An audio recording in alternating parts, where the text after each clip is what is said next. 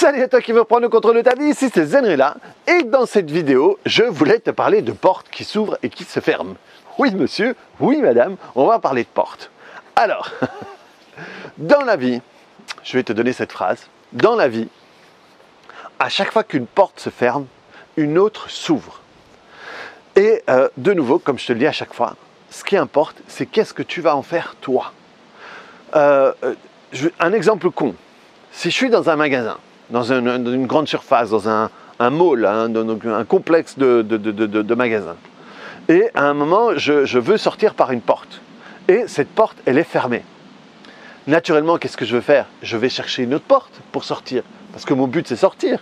Et à ce moment-là, à aucun moment, je rentre dans l'émotionnel, je me mets à pleurer parce que la porte est fermée, je crie à l'injustice ou quoi que ce soit. Mon but, c'est sortir et je n'ai aucun doute sur le fait que je vais y arriver. Donc naturellement, je cherche une autre porte, tiens, celle-là non plus, celle-là non plus, celle-là là-bas, et comme partout, hein, il y en a qui disent, oh, ils exagèrent, hein, mais ils auraient pu laisser ouverte tant qu'on sort, et il y en a d'autres qui, moi ça me ferait marrer, hein, putain, on va toutes les faire, et jusqu'au moment où tu trouves la bonne porte et tu sors. Dans la vie, c'est pareil. Dans la vie, c'est pareil. Tu vas te retrouver dans des situations où les portes vont se fermer. Tu as le choix. Tu as le choix de rester là et de chialer et de gueuler et de râler et d'attendre. Tant que la porte elle s'ouvre pas, moi je bouge pas. Hein, oui, je fais toujours un peu l'accent belge quand je fais ça. Ah non, hein. Ah non, moi je paye mes impôts. Hein, j'ai payé pour que la porte soit ouverte. Alors si elle n'est pas ouverte, eh ben tant pis. Eh ben on va perdre du temps tous les deux. Hein, et des gens qui tout d'un coup restent comme ça dans l'immobilisme, ou parce qu'ils estiment que c'est pas juste, ou parce qu'ils ont la sensation c'est la seule porte que je connais, moi je peux pas sortir par une autre porte, je ne sais pas comment est-ce qu'on ouvre les autres portes, ça m'est jamais arrivé. Et tout d'un coup, ce sont des gens qui restent comme ça. Ils ne feraient jamais ça dans un magasin, parce qu'il n'y a pas d'émotionnel, il n'y a pas de... Mais par contre, dans la vie professionnelle, dans la vie amoureuse, si il y a une relation amoureuse qui se termine, si ils se font virer de leur boulot, si, je sais pas moi, quel que soit tout ça, n'importe quoi. Et le truc, c'est que on est dans une situation, de nouveau, je ramâche avec ça, mais c'est ce que je ressens partout, quoi. On est dans une époque formidable où il y a plein de portes qui se ferment, mais putain, il y a des portes qui s'ouvrent, quoi. Incroyable, il y a des trucs partout. Et de nouveau, la différence entre ceux qui vont avoir une bonne année et ceux qui vont avoir une mauvaise année sont ceux qui vont rester devant la porte fermée et qui vont se torturer avec ça. Tu vois, je t'ai déjà dit dans d'autres vidéos, on dit souvent, ouais, il ne faut pas avoir de mauvaises pensées, il ne faut pas avoir de mauvaises pensées, c'est pas bon pour ton karma, c'est pas bon pour ton énergie, c'est pas bon pour ci, c'est pas bon pour ça. Le problème, et là je vais te dire un secret, je me rapproche, mais le son, il se rapproche que si je fais ça. Le secret, ma bonne dame, ce n'est pas la mauvaise pensée, mais c'est l'importance que tu vas donner à la pensée. Quelqu'un qui a 100 mauvaises pensées par jour et qui n'accorde pas de l'importance, et quelqu'un qui a 3 mauvaises pensées par jour et qui y met de l'importance, eh bien, celui qui n'y met pas l'importance va avoir une plus belle journée que l'autre. Le problème n'est pas la porte qui se ferme, mais quelle importance tu vas donner à cette porte. Je vais te donner un exemple. C'est un exemple qu'on a donné dans la formation où j'étais la semaine dernière. Aux États-Unis, il y avait, je crois que c'était dans l'Utah, c'est Dean Graziosi ou un truc du style qui dit ça. Ah, là je suis un peu dans le soleil, des rayons de soleil qui m'illuminent. Il disait que je crois que dans le Utah, il y a une grande rue et il y a un petit village, et à l'entrée du village et à la sortie du village, il y a un restaurant. Ils ne sont que 2 restaurants. Et quand il y a eu le Covid et qu'ils ont dû fermer, les restaurants ont dû fermer, eh bien, il y en a un qui était hors de lui, qui hurlait, qui râlait, qui a fermé, qui machin et tout. Et les autres, en un week-end, ont construit une structure pour faire un drive-in. Et ils ont tout transformé dans la cuisine pour pouvoir faire les plats et les donner par une fenêtre, ils ont vraiment construit une annexe en un week-end. En un week-end, ils ont construit une annexe pour que les voitures puissent passer et dans le parking faire le tour pour repartir. Et ils avaient, après une semaine, il y avait une attente de une demi-heure et ils avaient une dizaine de bagnoles qui faisaient la file. Et en réalité, ils ont triplé leurs chiffres par rapport auparavant. Il n'y avait pas autant de gens qui venaient les voir quand ils étaient ouverts et que c'était un restaurant que quand ils étaient un drive-in. Et ces gens-là, du coup, ont fait continuer à faire drive-in parce que du coup, c'est moins de personnel, c'est moins de machin, c'est moins de trucs. Donc, ils ont moins de coûts, ils ont plus d'apport. Donc, le truc, c'est incroyable. Voilà, si tu suis mes vidéos, mon exemple, tu l'as entendu plein de fois, quoi. Je veux dire, moi, ça fait des années, et si tu écoutes de mes vidéos depuis longtemps, où tu m'as entendu même utiliser la technique en disant, je vais le dire, comme ça, je vais m'obliger à le faire, et ne jamais avoir fait même putain de cours en ligne. Et ici, j'en ai fait plein, et honnêtement, les six derniers mois, j'ai pas fait mes comptes, mais ça se trouve, j'ai déjà fait plus d'argent que toute l'année dernière. Donc pour moi, professionnellement, c'est une super année. Parce que certaines portes sont fermées et donc je dis, ouah, voilà, c'est le moment. Et j'ai ouvert d'autres portes. Et donc c'est vraiment important de se rendre compte que comme je te le rabâche à longueur de vidéos depuis quelque temps, ce qui compte n'est pas à l'extérieur. Ce n'est pas ce qui se passe à l'extérieur, c'est ce que toi, tu vas en faire à l'intérieur. Et ça, il n'y a que toi qui a le pouvoir dessus. Donc vraiment, regarde ta situation. Qu'est-ce que tu vas en faire? Qu'est-ce que tu décides de faire de ce qui se passe autour de toi? Parce que du coup, moi, tout ce que j'ai fait là, au premier confinement, va me servir ici, pendant le deuxième confinement, ou cette situation dans laquelle on le vit, appelons-la comme on veut. Donc du coup, maintenant, je n'ai même plus à faire ces choses-là. Et des gens qui n'ont pas fait ça, peut-être vont le faire maintenant, mais parce qu'ils ont vu d'autres le faire. Donc tout d'un coup, c'est souvent ça, hein. On voit d'autres le faire, donc à ce moment-là, dire « Ah tiens, on pourrait le faire ». Mais voilà, des portes, il y en a partout. Il y en a tout le temps. Il y en aura toujours partout. Il y en aura toujours tout le temps. Même si tu vois des pays comme l'Afghanistan, comme le Liban, comme tous ces pays qui ont vécu des trucs difficiles, en Inde, en Égypte, en machin, eh bien à chaque fois, il y a des gens qui parviennent à s'en sortir. Il y a des gens qui parviennent à partir. Il y a des gens qui parviennent à faire des choses extraordinaires là-bas. Il y a des gens qui parviennent à gagner leur vie là-bas quand même. Il y a toujours un moyen. Et au fait, le truc c'est que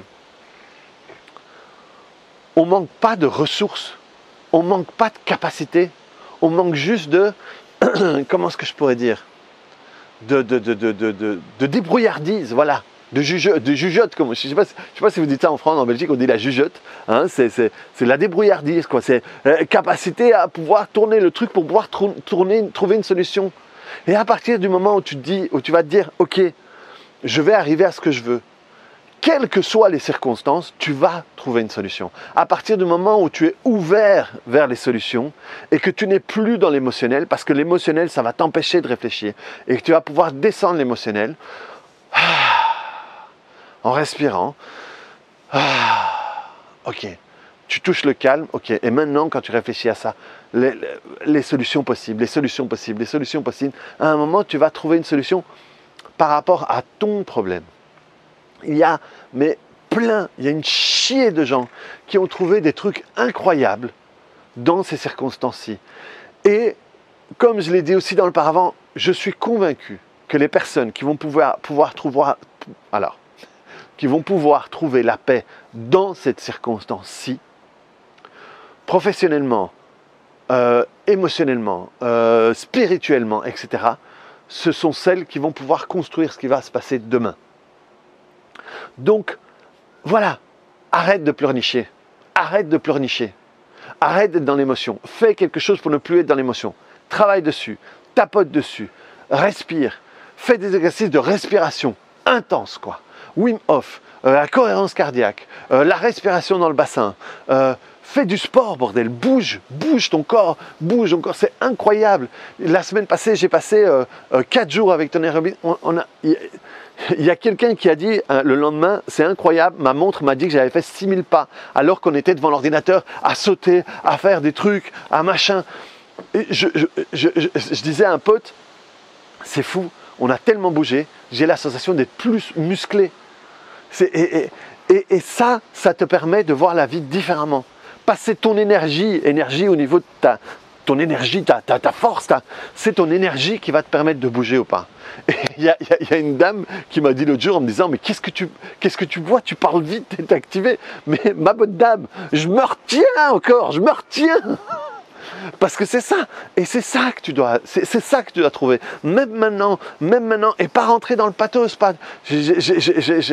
J'ai envie d'avoir une conversation avec un de mes potes à moi qui bosse à la radio et je trouve qu'il est dans le pathos, quoi.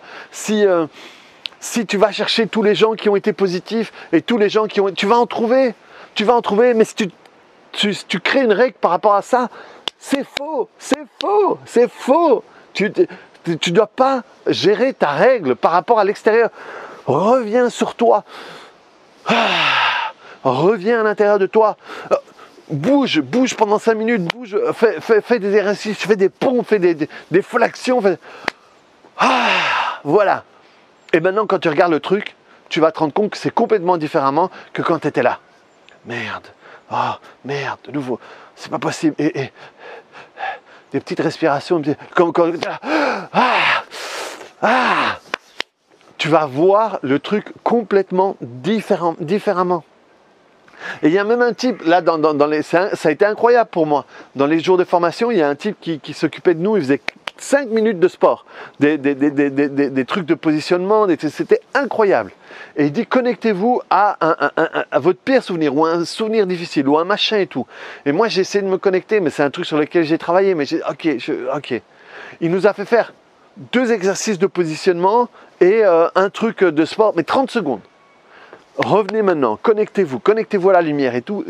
Tu ne peux pas voir les choses de la même manière quand tu es dans l'énergie que quand tu es comme ça, sans énergie, en respirant peu et tout. Donc simplement ça peut t'aider. Bien sûr, moi je suis thérapeute dans l'âme, donc forcément, rentre dans la mer, nettoie-la, fais-la briller, et déjà rien que ça va changer ta physiologie. Mais voilà, mets-toi, toi, en position pour regarder les choses différemment, pour voir les choses différemment. Ça va t'aider à vivre les choses différemment. Et ça va t'aider à trouver la porte qui est ouverte pour aller vers ce que toi, tu veux aller.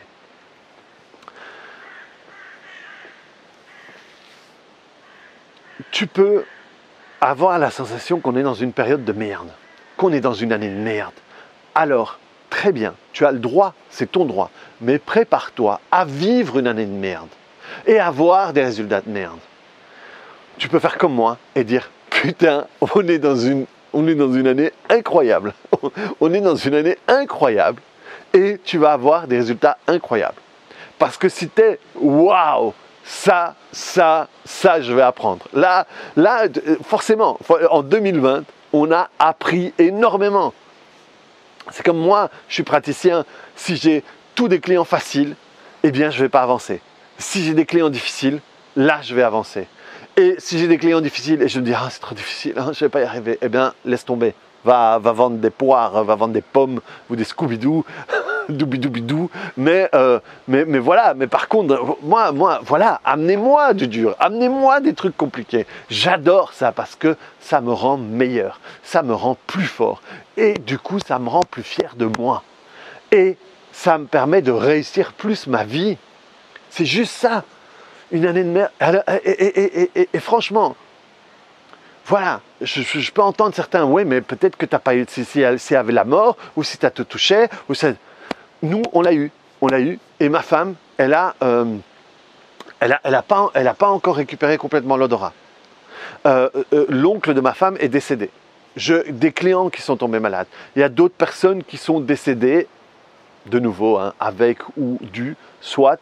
Donc, mais il est hors de question que je laisse ça décider de ma décision à l'intérieur de moi, décider de ce que je vais faire de ma vie à l'intérieur de moi, de la manière dont je vais vivre les choses à l'intérieur de moi. Je ne vais pas laisser un mort gâcher ma vie à moi.